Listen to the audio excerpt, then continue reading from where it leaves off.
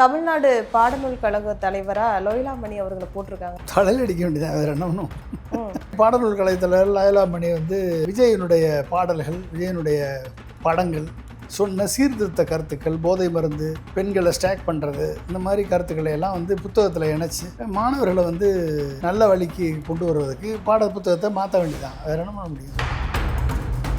அரசு பள்ளி மாணவர்களை இப்படி பாட்டு பாடுறது, விஜய் கொடியை விட்டு நட விடுறது, பாடநூலில் திருத்தம் பண்ணுறது, இந்த மாதிரி ஆளுகளை பண்ணுறதுக்கு தலைவர் அவங்ககிட்ட யார் இருக்கவங்கள தானே போட முடியும். அந்த தலைவரோட தரத்துக்கேற்ப, அந்த தலைவரோட அறிவுக்கேற்ப தான் அதனுடைய செயல்பாடுகள் வெளிப்படும். பட்டிமன்ற பேச்சாளர் லியோனியை மட்டும் எந்த அடிப்படையில் போட்டு? அவர் பட்டிமன்ற பேச்சாளர் மட்டும் இல்லையா, அவர் ஆத்தியாரில். அவர் இப்படி ரமேஷ்ன்ற ஒரு அமைச்சருக்கு இந்து சமய அறநிலையத்துறை கொடுத்து பிஜேபியினுடைய கொள்கைகளை பரப்பக்கூடிய செயல்களை அவர் செஞ்சிட்ருக்காரு. இந்த மாதிரி லோயலாமணி போன்ற ஆளுகளை போட்டு பிஜேபியினுடைய கருத்துக்களை பாடப்புத்தகத்தில் திணிப்பாங்க, அவ்வளோதான். அது செயல்பாடுகளை பொறுத்து தானே முடிவெடுக்கணும். நல்லா செயல்பட்டால் வரவேற்போம், இந்த மாதிரி செயல்பட்டால் நம்ம அதை சுட்டி காட்டுவோம்.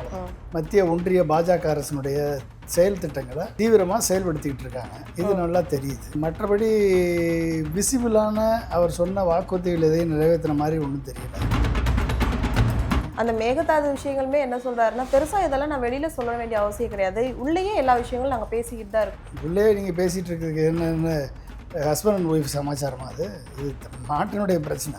நீங்கள் உள்ளேயே கிசு பேசுகிறதுக்கு இதுன்னு ஹஸ்பண்ட் அண்ட் ஒய்ஃப் சமாச்சாரம். மக்கள் எதிர்பார்த்து போட்டாங்க, அந்த மக்களுடைய நம்பிக்கை பொய்த்து போகக்கூடிய அளவில் தான் ஜோசப் விஜயனுடைய செயல்பாடுகள் இருக்கிறது. அவருடைய பேச்சில் ஆணவம், அகங்காரம், அதிகாரம், கிண்டல், நக்கல், கேலி, நையாண்டி, சினிமா வசனம், இதை தவிர நாட்டுக்கு பலன் கொடுக்கக்கூடிய எந்த விதமான உருப்படியான எந்த கருத்தும் அவரிடமிருந்து வருவதில்லை, வரவும் இல்லை. ஊழல் யார் பண்ணாலும் சரி அவங்க மேலே நடவடிக்கை எடுங்க. ஊழல் பண்ண அமைச்சர்களெல்லாம் நீங்கள் அதிமுக அமைச்சர்கள்லாம் உங்கள் பக்கம் செங்கோட்டையன் ஊழல் பண்ணவர் உங்கள்கிட்ட சேர்த்துருக்கீங்க, எம்ஆர் விஜயபாஸ்கர் ஊழல் பண்ணவர் உங்கள்கிட்ட சேர்த்துருக்கீங்க, சி விஜயபாஸ்கர் ஊழல் குட்கா ஊழல் உங்கள்கிட்ட சேர்த்துருக்கீங்க. இப்படி அத்தனை ஊழல் பண்ண அத்தனை பேரையும் உங்கள்கிட்ட சேர்த்துக்கிட்டு தூய சக்தின்னு சொன்னால் எவன் நம்புவான்? அப்போ நீங்கள் பண்ணுறது அதாவது சொல்லும் செயலும் கரெக்டாக இருக்கும். சிங்கப்பெண் பட அமைக்கிறேன் அப்படின்னு அமைச்சிங்க, அதுக்கு பல்லு இல்லாத சிங்கத்தையும் கையில் நகம் இல்லாத சிங்கப்பெண் படை அமைச்சு என்ன பிரயோஜனம்? சிங்கப்பெண் படைக்கு ஒரு லத்தி கிடையாது, ஒரு துப்பாக்கி கிடையாது, ரெஸ்பான்ஸ் டைம் என்னென்னு ஃபிக்ஸ் பண்ணலை, எவ்வளோ எஃப்ஐஆர் போட முடியாது, சார்ஜ் ஷீட்டு ஃபைல் பண்ண முடியாது, இதுக்கு பேர் என்ன சிங்கப்பெண் படை? அப்போ எல்லாமே ஏமாற்றம் இருக்குது. அப்போ எப்படிப்பட்ட ஒரு முதலமைச்சராக நீங்கள் இருக்கீங்க? உங்களுக்கு சப்ஜெக்டும் தெரியல, அதனுடைய அண்டர்ஸ்டாண்டிங் புரியல, நீங்கள் எப்படி ஃபைட் பண்ணுவீங்க? நீங்கள் எப்படி ஃபைட் பண்ண போகிறீங்க சொல்லுங்கள்? சொல்றாருல்ல, ஏதாச்சும் ஒன்று சரியில்லை அப்படின்னா நாங்கள் உடனே வெளியில் வந்துடுவோம், அதெல்லாம் எங்களுக்கு பிரச்சனை. அது எப்போ வெளியே வர்றது? ஒவ்வொரு இஷ்யூக்கும் வெளியே வந்துட்டு இருக்க முடியாதுல்ல. அப்போ இன்னொரு 10 இஷ்யூ 50 இஷ்யூ எல்லாம் ஒன்று சேர்ந்த பிறகு வெளியே அவங்களுக்கான அரசியல் நேரம் வரும்பொழுது வெளியே வருவாங்க. அது வரைக்கும் அமைச்சரவைனா கூட்டு பொறுப்பு. அப்போ அமைச்சரவையில் இருக்கவங்க எப்படி ஏற்று பேச முடியும்? அவங்களால பேச முடியாது. வைகோ மாதிரி ஆளுங்கள்லாம் எப்படிப்பட்ட பேசாமல் கட்சியை கலைச்சிட்டு டிவிக்கெல்லாம் ஜாயின் பண்ணியிருக்காங்க. ஐஏஎஸ் ஐபிஎஸ் அதிகாரிகளை அவமானப்படுத்திக்கிட்டு உங்கள் கூட ஒர்க் பண்ணுற ஐஏஎஸ் அதிகாரிகளை யாரையுமே நம்பாமல், ஓகே, ஜோசியரையும் உங்கள் ஃப்ரெண்ட்ஸையும் பக்கத்தில் வச்சுக்க நீங்கள் ஆட்சி நடத்துகிற லட்சணத்தை பார்த்தாலே தெரியுது, இது கடந்தேறாத ஆட்சின்னு தெரியுது. வாய்ஸ் ஆஃப் தமிழ்நாடு நேயர்களுக்கு வணக்கம். இன்று நம்மோட சிறப்பு நேர்காணல்ல அரசியல் விமர்சகர் பொன்ராஜ் அவர்கள் இருக்காங்க, வாங்க பேசலாம். வணக்கம் சார். வணக்கம்மா, எப்படி இருக்கீங்க? நல்லா இருக்கேன். தமிழ்நாடு பாடநூல் கழக தலைவரா லோயலாமணி அவர்களை போட்டிருக்காங்க, எப்படி பார்க்குறீங்க? தலையில் அடிக்க வேண்டியதான், வேறு என்ன ஒன்றும். தமிழ்நாடு மாணவர்களது நிலைமையை நினைத்து ஏற்கனவே ஒரு உயர்கல்வித்துறை அமைச்சர் வாடி வாடி கைப்படாத சீடின்னு பாட்டு பாடி மாணவர்களை இன்ஸ்பயர் பண்ணார். அதே மாதிரி பாடநூல் கழக தலைவர் லோயலாமணி அவர் விஜயனுடைய பாடல்கள், விஜயனுடைய படங்கள், சொன்ன சீர்திருத்த கருத்துக்கள், போதை மருந்து, வன்முறை, பெண்களை ஸ்டாக் பண்ணுறது, இந்த மாதிரி கருத்துக்களை எல்லாம் புத்தகத்தில் இணைச்சி மாணவர்களை ஒரு நல்ல வழிக்கு கொண்டு வருவதற்கு பாட புத்தகத்தை மாற்ற வேண்டியதான், வேறு என்ன பண்ண முடியும்? வேறு தான் நடக்கும். வேறு வழி இல்லாமல் பெற்றோர்கள்லாம் என்ன பண்ணுவாங்க? தமிழ்நாட்டில் போய் படிக்கிறதுக்கு, ஏன்டா டே இந்த பாடங்கள்லாம் படிக்கிறதுக்கு பேசாமல் சிபிஎஸ்சியில் சேர்த்துறோம்டான்னு சிபிஎஸ்சி போவாங்க. அங்கே போனால் பிஜேபி கொக்கு வச்சுக்கிட்டு மும்மொழி கொள்கையை திணிக்க ரெடியாக இருக்கும். அப்போ என்ன அர்த்தம்? அரசு பள்ளியெல்லாம் காலி பண்ணி அரசு பள்ளி மாணவர்களை இப்படி பாட்டு பாடுறது, விஜய் கொடியை விட்டு நட விடுறது, பாடநூலில் திருத்தம் பண்ணுறது, இந்த மாதிரி ஆளுகளை பண்ணுறதுக்கு தலைவர் அவங்ககிட்ட யார் இருக்காங்களோ இருக்கவங்கள தானே போட முடியும். ம். அந்த அந்த தலைவரோட தரத்துக்கேற்ப அந்த தலைவரோட அறிவுக்கேற்ப தான் அதனுடைய செயல்பாடுகள் வெளிப்படும். அப்போ அது மாதிரி வரும்பொழுது தமிழ்நாட்டு மக்கள் வந்து இங்கே படிக்கிறத வந்து ஒரு கர்ஸாக நினைக்க வேண்டிய, நம்ம இப்படி ஓட்டு போட்டமேடா தலையெழுத்து கடைசியில் இப்படியெல்லாம் ஆளுங்கள்லாம் ம். நம்ம குழந்தைகளுக்கு பாடநூலை உருவாக்கக்கூடிய இடத்துல வந்திருக்காங்களேன்னு சொல்லி தலையில் அடிச்சுட்டு போக வேண்டியதான். ம். பட்டிமன்ற பேச்சாளர் லியோனியை மட்டும் எந்த அடிப்படையில போட்டிருக்கோம்? அவர் பட்டிமன்ற பேச்சாளர் மட்டும் இல்லையா, அவர் வாத்தியார்ல அவர் ம். ஒரு வாத்தியார். அவர் வந்து திமுகவினுடைய பட்டிமன்ற பேச்சாளர் இருந்தால் கூட ஒரு திராவிட சித்தாந்த கருத்துக்களை மக்கள் மத்தியில் கொண்டு வந்து பகுத்தறிவு கருத்துக்களை பரப்பக்கூடிய ஒரு வழியை பின்பற்றக்கூடியவராக அவர் இருந்தார். ம். அவர் பட்டிமன்ற பேச்சாளர்ன்றது கூடுதல் தகுதி அவருக்கு. ஆனால் அவர் வந்து அடிப்படையில் ஒரு ஆசிரியர். ம். அதனால பாடநூல்களை லயலாமணி ஆசிரியரா? லயலான்னா என்னது? லயலா காலேஜினுடைய ஓனரா அவர் லயலாமணி? ம். இல்லை லயலா காலேஜில் படித்தவரா? இல்லை லயலா காலேஜுக்கு அவருக்கு ஏதாவது சம்மந்தம் இருக்கா? என்னன்னு தெரில, என்னென்னு எனக்கு புரியல. மேபி அவர் பேச்சாளர், அவருக்கு வந்து எம்எல்ஏ வாய்ப்பு கொடுக்கலன்னு சொல்லி கொடுத்துருக்காங்க. அவருடைய செயல்பாடுகள் எப்படி ரமேஷ்ன்ற ஒரு அமைச்சருக்கு இந்து சமய அறநிலையத்துறை கொடுத்து பிஜேபியினுடைய கொள்கைகளை பரப்பக்கூடிய செயல்களை அவர் செஞ்சிட்ருக்காரு. இந்த மாதிரி லயலாமணி போன்ற ஆள்களை போட்டு பிஜேபியினுடைய கருத்துக்களை வந்து பாடப்புத்தகத்தில் திணிப்பாங்க. அவ்வளோதான். அது செயல்பாடுகளை பொறுத்து தானே முடிவெடுக்க முடியும். நல்லா செயல்பட்டால் வரவேற்போம், இந்த மாதிரி செயல்பட்டால் நம்ம வந்து அதை வந்து சுட்டி காட்டுவோம், அவ்வளோதான். சிஎம் விஜய் அவர்கள் ஆட்சிக்கு வந்து 2 காலம் முடிஞ்சு போச்சு, 2 மாதங்கள் தொடர்ந்து. எப்படி பார்க்குறீங்க? ஆட்சி நிர்வாகமே இப்போ தான் ஆரம்பிச்சிருக்காங்க. இன்னும் எதுவும் குறிப்பிடத்தக்க அளவில் எந்த மைல் ஸ்டோனும் இது வரைக்கும் அச்சீவ் பண்ணது மாதிரி தெரியல. ஏதோ பழிவாங்கும் படலம் மட்டும்தான் நடந்துகிட்ருக்கு, குற்றச்சாட்டு படலம் நடந்துகிட்ருக்கு, ஷோ காமிக்கிற படலாம் நடந்துகிட்ருக்கு. மத்திய ஒன்றிய பாஜக அரசினுடைய செயல் திட்டங்களை தீவிரமாக செயல்படுத்திக்கிட்டு இருக்காங்க. இது நல்லா தெரியுது. மற்றபடி விசிபிளான அவர் சொன்ன வாக்குறுதிகள் எதையும் நிறைவேற்றின மாதிரி ஒன்றும் தெரியல. ஒரு புது வாய்ப்புகளை மக்கள் வந்து எதிர்பார்த்து வாக்களிச்சிருக்காங்க. அதாவது திமுகவும் வேண்டாம் அதிமுகவும் வேண்டாம், புது விஜய் வரட்டும், விஜய் வந்தால் நல்லது செஞ்சிருவார், அவர் சினிமாவில் ஹீரோ மாதிரி இதுலேயும் ஹீரோவாக இருப்பார் அப்படின்னு சொல்லி நினச்சாங்க. ஆனால் ஒரு பக்கம் கர்நாடகா மேகதாது அணையை கட்டுறதுல தீவிரமாக இருக்குது. ஜூலை 12 தண்ணி திறந்து விடுறத திறந்து விட முடியலை. அதுக்கப்புறம் இன்றைக்கி ஜூலை முடிய போகுது, ஜூன் 12 திறந்து விட முடியலை, ஜூலை முடிய போகுது, இன்னமும் தண்ணி வரலை. இந்த மாதத்தினுடைய டிஎம்சி அளவு தண்ணி வரலை. அதுக்கு எந்த நடவடிக்கை எடுத்தது மாதிரி தெரியல. காவேரி நடுவர்மன்ற தீர்ப்பு அமல்படுத்துவதற்கு ஒரு பேச்சுவார்த்தையோ இல்லை அதுக்கான கிரெடிபிளான ஒரு ஆக்ஷனும். அந்த மேகதாது விஷயங்களுமே என்ன சொல்கிறாருன்னா, பெருசாக இதெல்லாம் நான் வெளியில் சொல்ல வேண்டிய அவசியம் கிடையாது, உள்ளேயே எல்லா விஷயங்களும் நாங்கள் பேசிக்கிட்டு தான் இருக்கோம், அதுக்கு என்னென்ன நடவடிக்கைகள் நாங்கள் எடுக்க வேண்டுமோ அதை நாங்கள் எடுத்துக்கிட்டு தான் இருக்கோங்கிற மாதிரி சொல்கிறாங்க. உள்ளே நீங்கள் பேசிகிட்டே இருங்க. உள்ளே நீங்கள் பேசிகிட்டு இருக்கிறதுக்கு என்னென்ன ஹஸ்பண்ட் அண்ட் ஒய்ஃப் சமாச்சாரமாக? இது நாட்டினுடைய பிரச்சனை. நீங்கள் உள்ளே வந்து கிசு பேசுகிறதுக்கு இதுன்னு ஹஸ்பண்ட் அண்ட் ஒய்ஃப் சமாச்சாரம் அது. இது வந்து நாட்டினுடைய பிரச்சனை. நாட்டினுடைய பிரச்சனை வந்து ஒன்று கர்நாடகா சீஃப் மினிஸ்டர்கிட்ட பேசணும், இல்லை வந்து அதுக்கான சட்ட போராட்டத்தை நடத்தணும், இல்லை மத்திய அரசிட்ட வந்து கோரிக்கையை முன்வைக்கணும், சென்ட்ரல் வாட்டர் கமிஷனை போய் அப்ரோச் பண்ணணும், சென்ட்ரல் வாட்டர் மேனேஜ்மெண்ட் அத்தாரிட்டிகிட்ட போய் நம்மளுடைய ப்ரொட்டஸ்ட்டை பதிவு பண்ணணும்.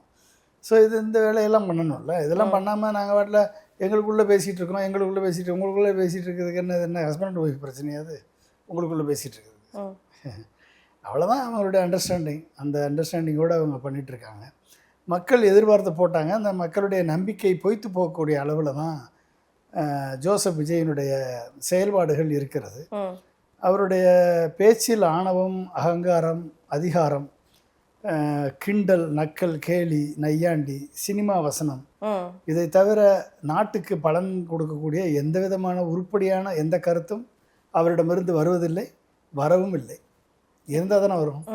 இப்போ கரூர் சம்பவம் நடந்த விஷயத்துக்காண்டி இப்போ வந்து இது போனாங்க, விஜய் அவர்கள் அங்கே போய் பேசினாங்க, அந்த மக்கள் எல்லாம் பார்த்தாங்க. அங்கே பார்க்கும்போது அங்கே வந்து பணி நியமன ஆணை வழங்கினாங்க. அதை எப்படி பார்க்குறீங்க? அது உங்கள் கண்ணுக்கு வந்து அது சரின்னு படுதா இல்லை தவறு அப்படின்னு யோசிக்கிறீங்களா? இது ஒரு தவறான முன்னுதாரணமா. அதாவது வந்து ஆல்ரெடி முன்னாள் முதல்வர் திரு மு.க. ஸ்டாலின் அவர்கள் ஆட்சியில் இருக்கும் பொழுது இந்த கரூர் சம்பவம் நடந்தது. நடந்த பொழுதே தமிழக அரசு 10 லட்சம் இறந்தவர்களுக்கு உதவித்தொகை அப்பயே வழங்கிருச்சு, கருணை தொகை வழங்கிருச்சு. அதுக்கப்புறம் சிபிஐ கேஸ் ஆன பிறகு அந்த சாட்சிகளை கலைப்பதற்கு 20 லட்சம் கொடுத்தாரு விஜய். அவர் உண்மையிலேயே தனக்காக இறந்த நபர்கள் அப்படின்னு கொடுத்துருந்தாருன்னா அவர் விக்கிரவாண்டியில் செத்த 6 பேர் கொடுத்துருக்கணும், கொடுக்கல. மதுரையில் செத்த 3 பேர் கொடுக்கல. ஸ்ரீவில்லிபுத்தூரில் செத்த ஒரு பையனுக்கு கொடுத்துருக்கணும், கொடுக்கல. மதுரை, விக்கிரவாண்டி பல்வேறு மாவட்டங்களுக்கு இவர் செல்லும் பொழுது காயங்கள் ஏற்பட்டு தங்கள் கால்கள் கைகளை இழந்த, தங்கள் செயல்பாடுகளை இழந்தவர்களுக்கு சிறு உதவித்தொகையாக கொடுத்துருக்கணும், அதுவும் கொடுக்கல. அப்போ இவர் எதுக்கு 41 பேருக்கு மட்டும் கொண்டு போய் கொடுத்தாரு அப்படின்னா, 41 பேர்லேயும் 37 பேர் கொடுத்தாரு அப்படின்னா, அந்த சாட்சிகளை வந்து மகாபலிபுரத்தில் கூட்டு வச்சு கலைப்பதற்கு காலில் கையில் விழுந்து அந்த சாட்சிகளை சிபிஐ கேஸ் ஆயிடுச்சு, என்னை மாட்டி விட்டுறாதீங்க, நான் வந்து அப்படின்னு சொல்லி ஒரு 20 லட்சத்தை கொடுத்து சாட்சிகளை கலைத்தார் அவர். இன்றைக்கி வந்து அதுக்கு மேலே ஆட்சிக்கு வந்த பிறகு இவ்வளவு நாள் 50 நாள் தூங்கிட்டு இப்போ கரூர் எம்ஏ விஜயபாஸ்கர் வந்து தூர்ந்த சக்தியிலிருந்து வாரப்பட்ட அழுக்கு கல், கரைவடிந்த கல் விஜயபாஸ்கர் அவர்கள் வந்து ரிசைன் பண்ணதுனால ஏற்பட்ட காலி இடத்தினால் ஏற்படக்கூடிய தேர்தல் வர போகிறதுனால அந்த தேர்தலுக்கு முன்கூட்டியே ஆயத்தமாக இருக்காங்க. அங்கே போய் பணி நியமன ஆணைகளை வழங்குறது வந்து இது வந்து ஒட்டுமொத்தமான அரசியலில் சுயநலத்தின் உச்சம். அது மட்டும் இல்லாமல் வந்து இவருடைய எண்ணம் அத்தனையுமே தேர்தல் வெற்றி, அவ்வளோதான். மற்றபடி இது வந்து கஷ்டப்பட்டு உங்களை போல் பெண்களும் ஆண்களும் கிட்டத்தட்ட 40 லட்சம் பேருக்கு மேலே படிச்சுட்ருக்காங்க. அது இளைஞர் மத்தியில் வந்து இது இன்னும் கொஞ்சம் பேசு பொருளாக போய்கிட்டு இருக்கு. என்னடா நாங்கள் 5 வருஷம் 6 வருஷம் ஒழுங்கான வேலை, வீட்டில் திட்டு வாங்கி இவ்வளோ கஷ்டப்பட்டு படிச்சுக்கிட்டு இருக்கோம். இன்னைக்கு வந்து இப்போ வந்து ஏதோ ஒரு போராளியாக போனாங்க, அல்லது வேற ஏதோ ஒரு இதில் நடந்துருச்சு, இல்லை ஒரு கவர்மெண்ட் ஜாப்ல இருந்து வேலையில் இருக்கிற நேரம் இறந்து போயிட்டாங்க, அவங்க ஃபேமிலி கொடுத்தாங்கன்னா பரவாயில்லை. ஒரு நடிகரா அப்போ பார்க்க போன நேரத்தில் வந்து இப்படி ஆயிடுச்சு, அவங்களுக்கு போய் கவர்மெண்ட் ஜாப் கொடுக்குறது என்னன்னு சொல்லிட்டு இப்போ இருக்கிற இளைஞர் மத்தியில் வந்து ரொம்ப பேசுவாங்க. அவங்க தானே எல்லோரும் ஓட்டு போட்டாங்க, இவர் நம்பி செய்வாருன்னு. அந்த நம்பிக்கையில் மண்ணள்ளி போட்டிருக்காரு, அவ்வளோதான், வேற ஒன்றும் இல்லை. இந்த இளைஞர்களும் இளம் பெண்களும் நடிகர் வந்து நாடாளுவார், நடிகர் வந்து எம்ஜிஆர் மாதிரி இருப்பார், எம்ஜிஆர் மாதிரி நல்லது செய்வார், எம்ஜிஆர் மாதிரி வந்து இவர் வந்து மக்களை அனுசரித்து செல்வார், எம்ஜிஆர் மாதிரி மக்களுக்கான திட்டங்களை செய்வார், ஊழலற்ற ஒரு ஆட்சியை கொடுப்பார்,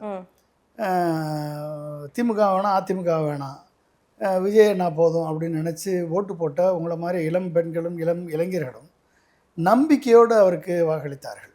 அவரது ரூட் மாஃபியா கிரியேட் பண்ண கண்டென்ட்டெல்லாம் பார்த்து, ஷார்ட்ஸு ரீல்ஸை பார்த்து ஏமாந்து வாய்ஸ் ஆஃப் காமன்ஸ் என்ற அவதூறு ஃபேக்ட்ரி நடத்தக்கூடிய திரு ஆதவர்ஜுனாவின் அவதூறு ஃபேக்ட்ரி வாய்ஸ் ஆஃப் காமன்ஸ் மூலமாக கிரியேட் பண்ணப்பட்ட பொய் கண்டென்ட்டை, அதாவது அவதூறு கண்டென்ட்டை எல்லாம் நம்பி வாக்களித்த இளைஞர்கள் இன்றைக்கும் வந்து வேலைக்காக 40 லட்சம் பேர் படிச்சிட்ருக்காங்க. நீங்கள் மதுரைக்கு போனீங்கன்னா காந்தி மதுரை தமுக்க மைதானத்து பக்கத்தில் ஒரு பூங்கா இருக்கும்.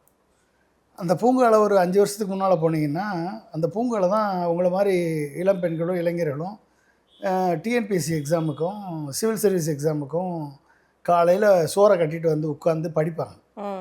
படித்து காலையிலேருந்து படிப்பாங்க, மதியம் சாப்பிட்டுட்டு அங்கேயே திரும்பி படிப்பாங்க, சாயந்தரம் வரைக்கும் படிப்பாங்க, லைட்டு போட்டு 7 மணி வரைக்கும் படிச்சுட்டு திரும்பி வந்து அவங்களுடைய மென்ஸ் ஹாஸ்டல் ஓன்ஸ் ஹாஸ்டலுக்கு போயிடுவாங்க. இப்படி வந்து வெவ்வேறு மாவட்டத்திலிருந்து வந்து மதுரையில் வந்து உட்காந்து ஒரு கூட்டுவாக சேர்ந்து படிப்பாங்க. இப்படி படித்து கொண்டிருந்தவங்களெல்லாம் இன்றைக்கி வந்து கலைஞர் நூலகம்னு ஒன்று கட்டி கொடுத்து திமுக ஆட்சியில் ஏசி போட்டு அனைத்து காம்படிட்டிவ் எக்ஸாமினேஷன் புக்ஸ் எல்லாம் வாங்கி எல்லாத்தையும் கொடுத்து வச்சுருக்காரு திரு மு.க. ஸ்டாலின் அவர்கள். அங்கே போய் இன்றைக்கி படிக்கிறாங்க. அத்தனை பேருக்கும் எல்லா ஃபெசிலிட்டியும் இருக்குது. சென்னையில் வந்து அண்ணா நூலகம், கோயம்புத்தூர் போனால் பெரியார் நூலகம், இப்படி பல்வேறு நகரங்களில் அருமையான நூலகத்தை உருவாக்கி கொடுத்து படிப்பதற்கு இளைஞர்களுக்கு இளம் பெண்களுக்கு அந்த வாய்ப்புகளை உருவாக்கி கொடுத்தது திமுக அரசாங்கம். ஆனால் மக்கள் வந்து அதை பற்றி யோசிக்கலை. அந்த மாணவர்களும் அதை பற்றி யோசிக்கலை. அவர்களுக்கு கண்ணில் பட்டது அந்த கிரவுண்ட் லெவலில் திமுக அதிமுக கட்சிக்காரர்கள் செய்யக்கூடிய ஊழல், அராஜகம், அந்த லோக்கலில் இருக்கக்கூடிய ரவுடிசம், லோக்கலில் இருக்கக்கூடிய அந்த ஒரு ஊழல் பண்ணக்கூடிய பணம் சம்பாதிக்கக்கூடிய தன்மை, இதெல்லாம் பார்த்து வெறுத்து போய் அவங்க வந்து ஒரு மாற்றம் வேணும்னு போட்டாங்க. இவர் வந்தவங்க அதையும் நம்ம தப்புன்னு சொல்ல முடியாது. நம்ம கண் முன்னாடி என்ன நடக்குதோ அதை பார்த்து தானே இல்ல, அதான் ரியாலிட்டி. அப்போ அதை நம்ம தப்புன்னு நம்ம சொல்கிறதுக்கு இல்லை, சொல்லலை. அப்போ அவங்களுக்கு வந்து கண்ணு முன்னால் தெரிஞ்சது அது. அவங்களுக்கு வந்து அவங்களுடைய வாழ்க்கை தரத்தை உயர்த்துவதற்கு எம்ஜிஆர் வந்து இன்ஜினியரிங் காலேஜ் கொண்டு வந்தார். இன்ஜினியரிங் காலேஜ் படித்த அத்தனை பேரும் நான் படிக்கும் 15 காலேஜ் தான் இருந்துச்சு. 7 college government college, 7 college private college. 1982-83 அப்புறம் எம்ஜிஆர் வந்த பிறகு தான் வந்து 500 காலேஜ் ஆச்சு இன்ஜினியரிங் காலேஜ். அத்தனை பேரும் இன்ஜினியர் ஆனாங்க, ஒரு வீட்டுக்கு ஒரு இன்ஜினியர். எம்ஜிஆர் இறந்த பிறகு, கலைஞர் வந்த பிறகு அவர் தமிழ்நாடு ஐடி பாலிசி கொண்டு வந்தார். தமிழ்நாடு டைடல் பார்க்கை உருவாக்கி கொடுத்தாரு. எல்லா ஊர் சென்னை, கோயம்புத்தூர், திருச்சி, மதுரை இதிலெல்லாம் டைடல் பார்க் உருவாக்கி கொடுத்து இந்த படித்த மாணவர்களுக்கெல்லாம் வேலைவாய்ப்பை ஏற்படுத்தி கொடுத்தது கலைஞர். அந்த நேரத்தில் ஒய்டிகே ப்ராப்ளம் வந்து அமெரிக்காவுக்கு, வெஸ்டர்ன் கண்ட்ரீஸுக்கு ஐபிஎம் சிஸ்டமில் கோபால், ஃபோர்ட்ரான் இந்த மாதிரி லாங்குவேஜில் பேங்கிங் அப்ளிகேஷன், ஏரோஸ்பேஸ் அப்ளிகேஷன், இந்த மாதிரி பல்வேறு இன்சூரன்ஸ் அப்ளிகேஷன், மெடிக்கல் அப்ளிகேஷன், இதெல்லாம் வந்து டேட் ப்ராப்ளம் வந்துருச்சு. இதை சரி பண்ணுறதுக்கு லட்சக்கணக்கான பேர் இங்கேருந்து இங்கே போனாங்க. அதுக்கெல்லாம் காரணம் எம்ஜிஆர், கலைஞர். புரிஞ்சுட்டிங்களா? லட்சக்கணக்கான பேர் வந்து இங்கேருந்து படித்த இளைஞர்கள் வெளிநாட்டுக்கு போனாங்க. இதுக்கான பேஸை உருவாக்கி கொடுத்தது யார்?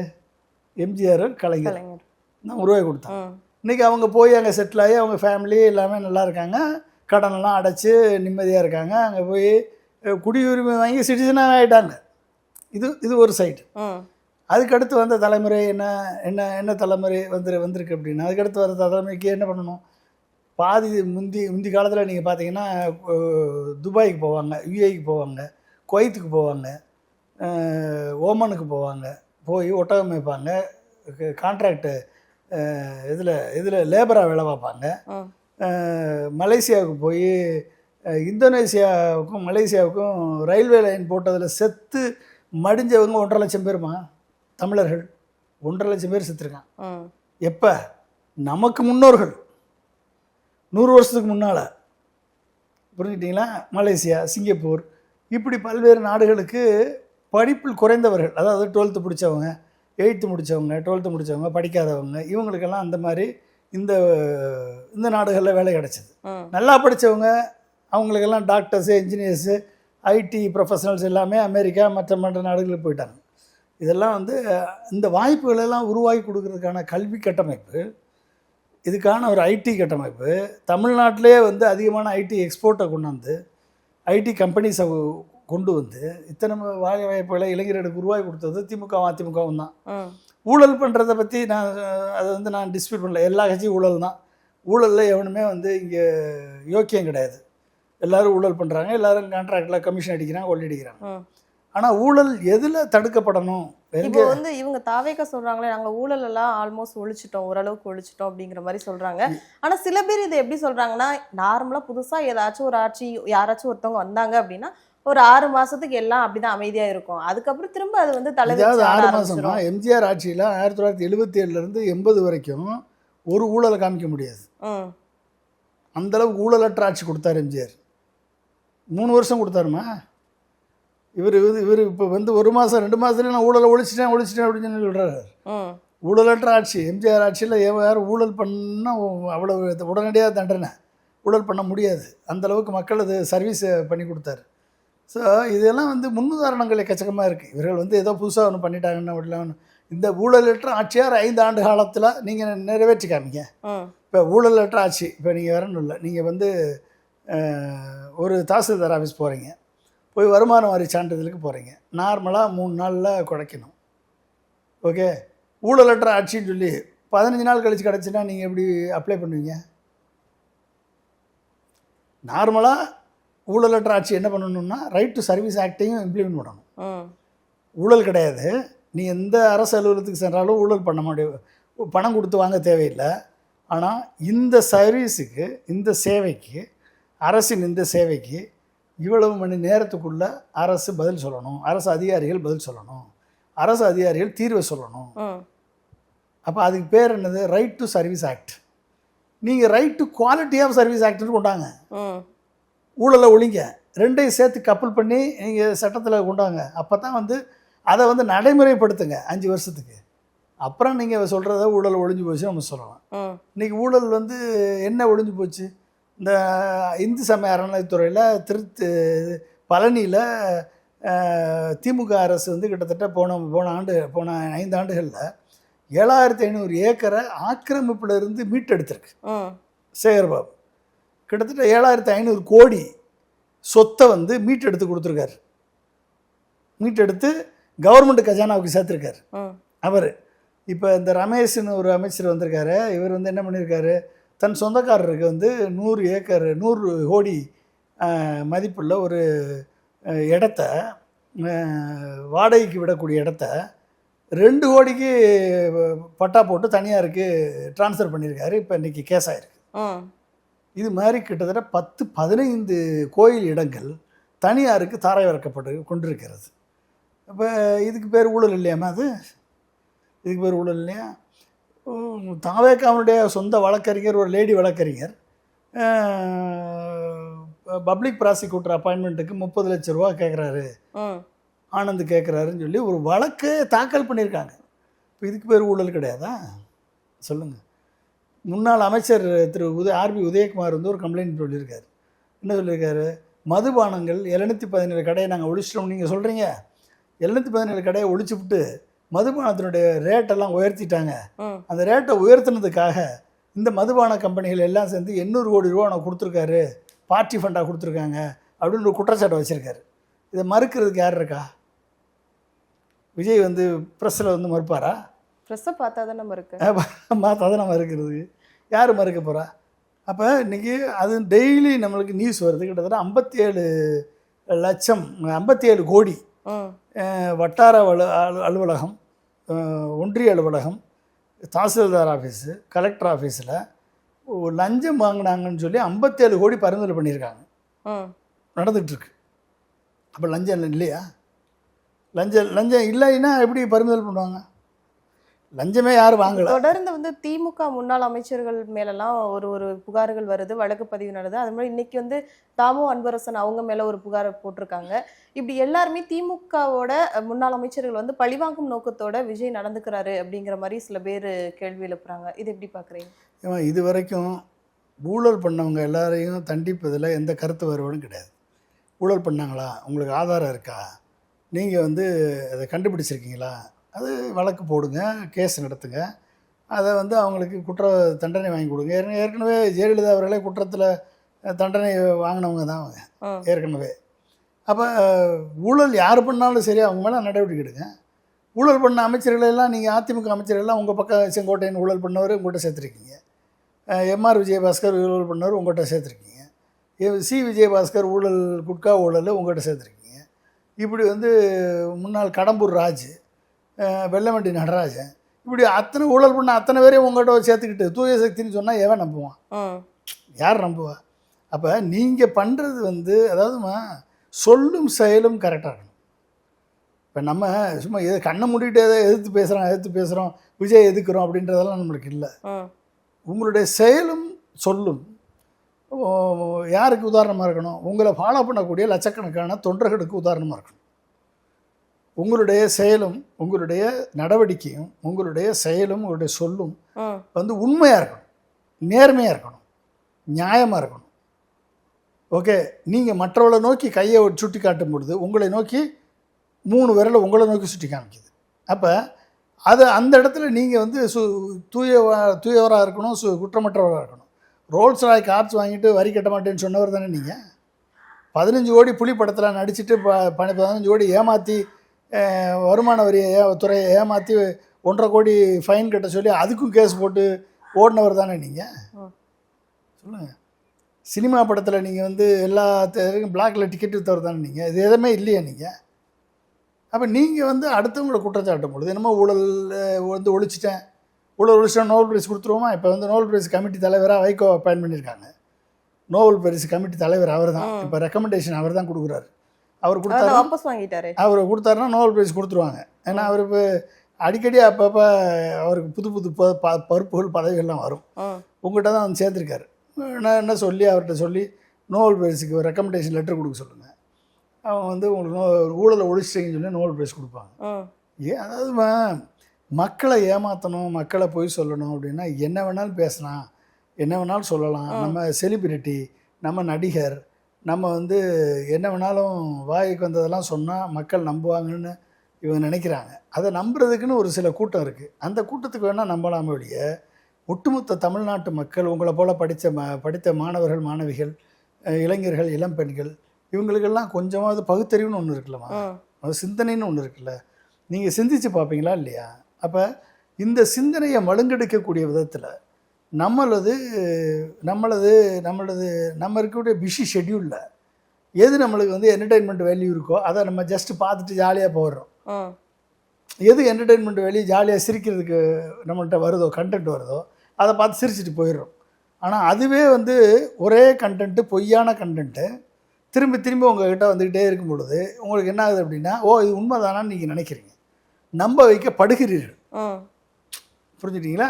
இந்த மெத்தடில் தான் இவங்க வந்து ஜெயிச்சது காரணம், வேற ஒன்றும் இல்லை. கிட்டத்தட்ட 3000 கோடி செலவழிச்சிருக்கு. இந்த பார்ட்டி ஃபண்ட் யார்கிட்ட இருந்தால் வந்தது? 3000 கோடி எதுக்கு செலவழிச்சிங்க? ரூட் மாஃபியா, வாய்ஸ் ஆஃப் காமன்ஸுக்கு நீங்கள் எவ்வளோ பணம் கொடுத்தீங்கன்னு சொல்லி உங்கள் அஃபிடவிட்டில் தாக்கல் பண்ணியிருக்கீங்க. இந்த பணம் எங்கேருந்து கொடுத்தீங்க? சரி, ரூட் மாஃபியா இத்தனை ஆயிரம் இன்ஃப்ளூயன்சர்ஸுக்கு பணம் கொடுத்து இன்ஸ்டாகிராம்லேயும் ட்விட்டர்லேயும் ஃபேஸ்புக்லேயும் அவதூறுகளை எழுதிக்கிட்டே இருந்தீங்களே, தொடர்ந்து அவதூறு பரப்புனீங்களே, பெண்களுக்கும் குழந்தைகளுக்கு எதிரான குற்றங்கள் நடந்துட்டுருக்கு, நாங்கள் வந்தால் உடனடியாக நிறுத்திடுவோம் சொன்னது நீங்கள் தானே. இப்போ இன்றைக்கி என்ன நடந்துட்டுருக்கு? எத்தனை குற்றம் நடந்துட்டுருக்கு? 200-300க்கு மேலே பெண்களுக்கும் குழந்தைகளுக்கு எதிரான குற்றங்கள் நடந்துகிட்ருக்கு. சிங்கப்பெண் பட அமைக்கிறேன் அப்படின்னு அமைச்சிங்க, அதுக்கு பல்லு இல்லாத சிங்கத்தையும் கையில் நகம் இல்லாத சிங்கப்பெண் படை அமைச்சு என்ன பிரயோஜனம்? சிங்கப்பெண் படைக்கு வந்து ஒரு லத்தி கிடையாது, ஒரு துப்பாக்கி கிடையாது, ரெஸ்பான்ஸ் டைம் என்னென்னு ஃபிக்ஸ் பண்ணலை, எவ்வளோ எஃப்ஐஆர் போட முடியாது, சார்ஜ் ஷீட்டு ஃபைல் பண்ண முடியாது. இதுக்கு பேர் என்ன சிங்கப்பெண் படை?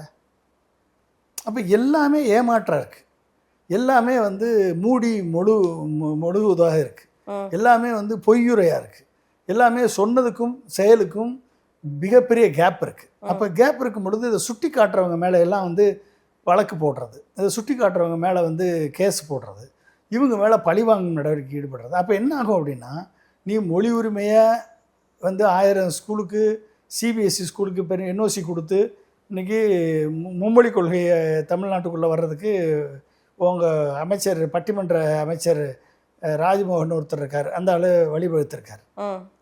சரியா? அப்போ என்ன ஆகுது அப்படின்னா, மெட்ரிகுலேஷன் ஸ்கூலெல்லாம் மூடிட்டு சிபிஎஸ்சியாக மாற்றிடுவாங்க. சிபிஎஸ்சியாக மாற்றினா என்ன ஆகும்? நியூ எஜுகேஷன் பாலிசி உள்ளே வந்துடும், சமஸ்கிருதம் உள்ளே வருது, மும்மொழி கொள்கை உள்ளே வருது. அப்போ என்ன அது? மத்திய அரசினுடைய கொள்கையை நீங்கள் உள்ளே திணிக்க விட்டுறீங்க, முடிஞ்சு போச்சா? ஒன்று. ரெண்டாவது, இந்து சமய அறநிலையத்துறை கோயில்களிலிருந்து வரக்கூடிய வருமானம் இந்து கோயில்களுக்கு மட்டும்தான் பயன்படுத்தப்படும்.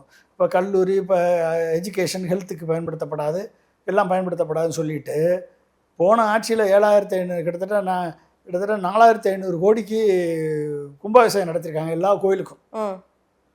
ஒருவேளை பூஜை கூட இல்லாத கோயிலுக்கெல்லாம் ஒருவேளை பூஜை நடத்துறதுக்கான ஏற்பாடு பண்ணி கொடுத்துருக்காங்க, வித்தியாசம் இல்லாமல் பண்ணியிருக்காங்க. அனைத்து ஜாதியும் அர்ச்சகர் ஆகலாம்னு சொல்லியிருக்காங்க. ஆனால் அதே நேரத்தில் உள்ள அர்ச்சகர் இருக்கக்கூடிய ஐயங்காரை டிஸ்டர்ப் பண்ணல. இப்படி எல்லாமே வந்து அவங்க பண்ணி கொடுத்த பிறகு அந்த இன்றைக்கி வந்திருக்க உங்கள் அமைச்சர் என்ன பண்ணுறாரு? எல்லா நிலத்தையும் பிரைவேட்டுக்கு, தனியாருக்கு தாரை வார்றாரு. அப்போ நீ ஆர்எஸ்எஸ் பிஜேபி கொள்கையை இம்ப்ளிமெண்ட் பண்ணுறீங்க, வேறு என்ன இருக்கு? ஸோ இப்படி ஒவ்வொரு திட்டத்துலேயும் இப்போ மேகதாது அணையில் வந்து நீங்கள் வந்து தமிழ்நாடு அரசு, திமுக அரசு, மு.க. ஸ்டாலின் தலைமையிலான அரசு கேஸ் ஃபைல் பண்ணும்போதும் என்ன சொன்னாங்க? இது ப்ரீமெச்சூர், நீங்கள் இப்போயே வரீங்க, இப்போ தான் டிபிஆரை அவங்க பண்ணுறதுக்கு அப்ரூவல் கொடுத்துருக்காங்க. டிபிஆர் பண்ணிக்கலாம் அப்படின்னு சொல்லி கொடுத்துருக்காங்க. டிபிஆர் பண்ண டிபிஆரை சென்ட்ரல் வாட்டர் கமிஷனுக்கு சப்மிட் பண்ணாங்களா? இல்லை. சென்ட்ரல் வாட்டர் கமிஷன் அப்ரூவ் பண்ணிருச்சா? இல்லை. சென்ட்ரல் வாட்டர் மேனேஜ்மெண்ட் அத்தாரிட்டி அதை பரிசீலிச்சிருக்கா? இல்லை. யாருமே பண்ணலை. அவங்க டிபிஆர் பண்ணுறதுக்கு அவங்களுக்கு உரிமை இருக்குது, அவங்க பண்ணட்டும். ஆனால் இதை வந்து எதிர்ப்பதற்கான முழு உரிமையும் தமிழ்நாட்டுக்கு இருக்குது. நீங்கள் அந்த நேரத்தில் வந்து கேஸ் போடுங்கன்னு சொல்லி தான் அனுப்பியிருக்காங்களே ஒழிய, இது அப்படியே வந்து திருச்சி இது கரூரில் வந்து போய் சொல்கிறீங்களே விஜய் அவர்களே, ஜோசப் விஜய் அவர்களே, அப்போ எப்படிப்பட்ட ஒரு முதலமைச்சராக நீங்கள் இருக்கீங்க? உங்களுக்கு சப்ஜெக்டும் தெரியல, அதனுடைய அண்டர்ஸ்டாண்டிங் புரியல, நீங்கள் எப்படி ஃபைட் பண்ணுவீங்க?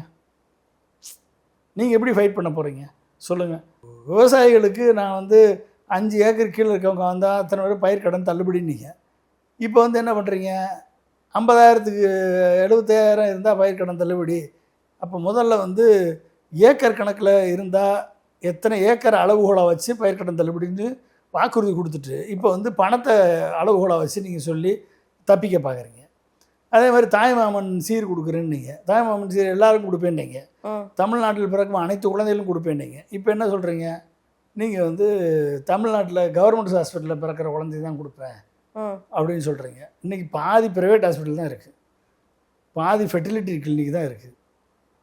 ஓகே, ஸோ யாருக்கும் உங்களை நம்பி ஓட்டு போட்ட அத்தனை பெண்களுக்கும் நீங்கள் வந்து பட்டநாமம் போட்டிங்களா இல்லையா? முடிஞ்சு போச்சா இல்லையா? அப்போ வந்து தாவேகாவுக்கு வந்து ஒரு மூத்த தலைவர்களாக திருமாவர்களும் சரி, வைகோ அவர்களும் சரி, இவங்க எல்லாருமே ஆதரவு தெரிவிக்கிறாங்களா? அவங்க எல்லாரும் சொல்கிறாங்க நல்லா தான் இருக்குது தாவேகா ஆட்சி அப்படிங்கிற மாதிரி தானே சொல்லிட்டு வர்றாங்க. ஆமாம், அவங்களுக்கு எல்லாம் வந்து மினிஸ்டர் பத்து கொடுத்துருக்காங்க. அப்புறம் அவங்க ஆதரிச்சு தானே ஆகணுமா? அங்கே வந்து ஒரு அமைச்சரவை சொல்கிறாருல்ல, உடன்பாடு ஏதாச்சும் ஒன்று சரியில்லை அப்படின்னா நாங்கள் உடனே வெளியில் வந்துடுவோம், அதெல்லாம் எங்களுக்கு பிரச்சனை. அது எப்போ வெளியே வர்றது? ஒவ்வொரு இஷ்யூக்கும் வெளியே வந்துட்டு இருக்க முடியாதுல்ல. அப்போ இன்னொரு 10 இஷ்யூ 50 இஷ்யூ எல்லாம் ஒன்று சேர்ந்த பிறகு வெளியே அவங்களுக்கான அரசியல் நேரம் வரும்பொழுது வெளியே வருவாங்க. அது வரைக்கும் அமைச்சரவைனா கூட்டு பொறுப்பு. அமைச்சரவையில் யார் தப்பு செய்தாலும் எல்லாருக்கும் கூட்டு பொறுப்பு அது. அப்போ அமைச்சரவையில் இருக்கவங்க எப்படி ஏற்று பேச முடியும்? அவங்களால பேச முடியாது. வைகோ மாதிரி வந்து ஆளுங்கள்லாம் வந்து எப்படிப்பட்ட பேசாமல் கட்சியை கலைச்சிட்டு டிவிக்கில் ஜாயின் பண்ணிடலாம். டிவிக்கில் வந்து அவரை பொதுச் செயலாளர் இது மூத்த தலைவராக போட்டுடலாம். டிவிக்கில் அவர் மகனுக்கு வந்து இளைஞரணி பதவி கொடுக்கலாம். இந்த மாதிரி எதுக்கு இவங்களுக்கு தனித்தனி கட்சி நடத்திட்டு இருக்காங்க? எல்லாமே கட்சியை கழிச்சிட்டு பேசாமல் டிவிக்கில் போய் இணைஞ்சிட வேண்டியதானே? எல்லாம் தொண்டர்கள்லாம் ஏற்கனவே போயிட்டான். அப்படி தானே சொல்கிறாங்க, தொண்டர்கள்லாம் ஏற்கனவே போயாச்சு. இவங்களுக்குன்னு அதுக்கு தனி கட்சி அடையாளம் அது இல்லாமல் போயிடும். அது அவ்வளோதான். அது வென்ஸ் வந்து நீங்கள் எதிர்க்க முடியலை அப்படின்னா, இன்றைக்கி வந்து இந்த ஆட்சியினுடைய தவறுகளை சுட்டி காட்ட நீங்கள் யாருமே இல்லை அப்படின்னா, திமுக சுட்டி காட்டினா திமுக வெறுப்பில் சொல்லுது, திமுக வந்து கோவத்தில் சொல்கிறாங்க, திமுக வந்து பொய்யா சொல்கிறாங்கன்னு சொல்லி நீங்கள் பரப்புவீங்க. அப்போ எதுக்கிறதுக்கு ஆளே இல்லையே இன்றைக்கி. யார் எதுக்குறா? இன்றைக்கி எதுக்கிறதுக்கு ஆளே கிடையாது. அதனால் கேள்வி கேட்பதற்கு ஆள் இல்லாத மன்னன் வந்து அப்போ எடுத்துரைப்பதற்கு மந்திரிகள் யாரும் இல்லை, எடுத்துரைப்பதற்கு எதிர்க்கட்சிகள் யாரும் இல்லை. எதிர்க்கட்சிகளே இல்லாத ஒரு சட்டசபையை நாங்கள் உருவாக்குவோம், நாங்கள் வந்து சட்டசபையை கலைச்சாலும் 234 நாங்கள் தான் ஜெயிப்போம், இப்படியெல்லாம் பேசக்கூடியவர்களாக இவர்கள் இருக்கும் பொழுது இந்த தமிழ்நாட்டினுடைய ஆட்சியை இந்த பேரன் சொன்னான், பேத்தி சொன்னான், மகன் சொன்னான், எல்லாரும் சொன்னாங்கன்னு சொல்லி ஓட்டு போட்ட மக்களெல்லாம் இன்றைக்கி மனம் வெம்பி மனம் புழுங்கி கொண்டு இருக்கிறார்கள். ஏண்டா போட்டோம் அப்படின்னு சொல்லிட்டு. சரி, இன்னும் எத்தனை மாதம் டைம் கொடுக்கணும்? 6 மாதம் கொடுக்கணுமா? 6 வருஷம் கொடுக்கணுமா? சொல்லுங்கள். 6 வருஷம் கொடுத்துடலாமா டைமு இவங்க இது பண்ணுறதுக்கு, சட்டம் ஒழுங்கை சரி பண்ணுறதுக்கு, பிரச்சனையை சரி பண்ணுறதுக்கு? சொல்லுங்கள். அப்போ என்ன ஒரு எல்லா ஃப்ரண்ட்லேயும் எல்லா பரிமாணங்கள்லேயும் இந்த தாவேக அரசு ஒரு டைரக்ஷன்லெஸ் கவர்மெண்ட்டாக போயிட்டுருக்குன்றது தான் நம்ம கண்ணு முன்னால் பார்த்துட்ருக்கோம். நம்ம என்ன எதிர்பார்க்குறோம் அப்படின்னா, சரி ஓகே, திமுக அதிமுக ஒரு லெவலுக்கு தமிழ்நாட்டை கொண்டாந்து விட்டுருக்காங்க, இன்னி அடுத்த லெவலுக்கு எப்படி எடுத்துகிட்டு போகிறதுன்ற ஒரு தொலைநோக்கு பார்வையோடு இந்த ஆட்சி நடத்துவார்கள் என்று நினைத்தால், தொலைநோக்கு பார்வையோட ஒரு டைரக்ஷன்லெஸ்ஸு சீஃப் மினிஸ்டர் இருக்கார். ஓகே, அடுத்தவர்கள் மேலே குற்றச்சாட்டை சுமத்தி கொண்டே இருக்கக்கூடிய மினிஸ்டர்ஸ் பக்கத்தில் சுற்றி இருக்காங்க. பழியை தூக்கி ஒட்டுமொத்த பழியும் எதுக்கெடுத்தாலும் திமுகன்னு திமுக ஃபோபியா பிடிச்சு அலையக்கூடிய அமைச்சர்களாகவும் முதலமைச்சராகவும் இருக்காங்க. இப்போ அதிமுகவோட முன்னாள் அமைச்சர் வந்து ராஜேந்திர பாலாஜி ஒன்று சொல்லியிருந்தாரு. ஸ்டாலின் அவர்கள் கோவப்படுற வரைக்கும் தான் இந்த ஆட்சி இருக்கும். அவர் மட்டும் கோவப்பட்டுட்டாரு அப்படின்னா அந்த ஆட்சி இருக்காது. இதை வந்து ஒரு அதிமுக எம்எல்ஏ சொல்ல வேண்டிய அவசியம் இந்த இடத்துல என்ன? ஏன் அது உண்மையை சொல்லியிருக்காரு அவர். ராஜேந்திர பாலாஜி எப்பயுமே அவர் வந்து ஒரு யதார்த்தவாதி. ராஜேந்திர பாலாஜியினுடைய பேச்செல்லாம் நீங்கள் பார்த்தீங்கன்னா அவர் யதார்த்தமாக பேசுவார். அவர் உண்மையை பேசியிருக்கார். இது வரைக்கும் திமுக தலைவர் திரு மு.க. ஸ்டாலின் அவர்களுடைய பெருந்தன்மையினால் மட்டும்தான் இன்றைக்கி விஜய் ஆட்சியில் இருக்கார். அந்த பெருந்தன்மையை காமிக்காமல் இருந்திருந்தால் இன்றைக்கி விஜய் ஆட்சி என்பது நடந்தே இருக்காது. சரியா? இதில் எந்த விதமான மாற்று கருத்தும் கிடையாது. இவர்கள் பின்னால் வந்து நான் வெளியே இருந்து சப்போர்ட் பண்ணுறேன்னு போனாங்க. அப்புறமேல் மினிஸ்டர் பருத்து கொடுத்து அவங்கள வந்து தங்கள் கைக்குள்ளே போட்டுக்கிட்டாருங்க அவர் ஆதவர்ஜுனாவும் விஜயும். ஸோ அப்போ வந்து அவங்க பணத்திற்கும் பதவிக்கும் அவங்க வந்து தங்களை வந்து காம்ப்ரமைஸ் பண்ணி அவங்க இப்போ ஆட்சியில் இருக்காங்க. இந்த ஆட்சி எவ்வளோ நாளைக்கு நீடிக்கும் அப்படின்றது அவங்களுக்கே நம்பிக்கை இல்லை. அதனால தான் என்ன பண்ணுறாங்க அப்படின்னா தொடர்ந்து அதிமுகலேருந்து எம்எல்ஏக்களை இழுத்துட்ருக்காங்க. தூர்ந்து போன சக்தி, அந்த தூர்ந்து போன சக்தியிலேருந்து வரக்கூடியவங்க எல்லாருமே எப்படிப்பட்டவங்களாக இருப்பாங்க? ஒரு கிணறு இருக்குமா, உங்கள் வீட்டில் ஒரு கிணறு, பழைய காலத்து கிணறு உங்கள் ஊரில் இருக்குன்னு வச்சுக்கோங்க. அந்த கிணறு யாருமே யூஸ் பண்ணலை, ரொம்ப நாளாக தூர்ந்து போயிடுச்சு.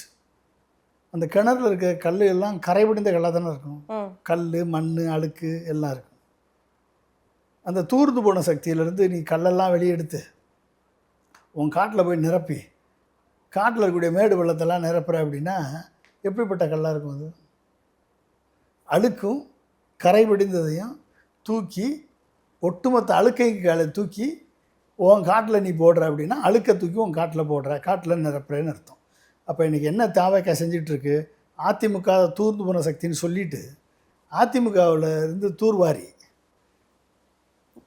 குற்றச்சாட்டு, லஞ்ச ஊழல் குற்றச்சாட்டு சொன்ன அத்துணை பேரையும் எடப்பாடி யாரெல்லாம் நீக்கினாரோ, எடப்பாடி யாரெல்லாம் சரியில்லைன்னு நினச்சாரோ அத்தனை பேரையும் தூர்வாரி, அந்த தூர்வாரதுக்கு பொக்லைனுக்கு பணம் கொடுக்கணுமா இல்லையா? அதுதான் ஹார்ஸ் அடி. அந்த பொக்லைனுக்கு பணம் கொடுத்து தூர்வாரி அந்த கல்லெல்லாம் தூக்கி உங்கள் இடத்துல போட்டு உங்கள் பள்ளத்தை மேடை நிரப்புறீங்க. நீங்கள் எப்படிமா தூய் ஆட்சி கொடுப்பீங்க? அந்த காட்டுக்கு போனால் நாரத்தான் செய்யும், வீசத்தான் செய்யும், சுமரடிக்கு தான் செய்யும். அது என்னைக்கு க்ளீன் ஆகும்? அப்போ இப்படிப்பட்ட ஒரு நிலையை ஏற்படுத்தும் பொழுது ஒரு சூழல் வருது அப்படின்னா அந்த நேரத்தில் நீங்கள் வந்து தொடர்ந்து மத்திய ஒன்றிய அரசுக்கு அடிபணிந்து போயிட்டுருக்கீங்க. தொடர்ந்து இந்த பாருங்கள், அந்த வாடி சிடி அமைச்சர் ஒருத்தர் இருக்கார்.